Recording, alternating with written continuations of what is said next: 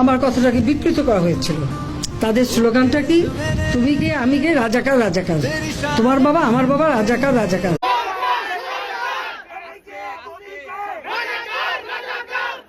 আমাদের ছাত্রদের নাম দিয়ে তারা আমাদের মাথায় কাঁঠাল ভেঙে খাচ্ছে। আমরা এটা কোনোভাবে মেনে নিব না। আমরা আমাদের নদীর পানির আন্তর্জাতিক মানের মাধ্যমে ন্যায্য দাবি যাচ্ছি। আমাদের ছাত্র জনতা এর সাথে কোনোভাবে সম্পৃক্ত না। আমরা যে কোনোভাবে তাদেরকে রুখে দিব। আমরা সবার সহযোগিতা কাম্য করছি।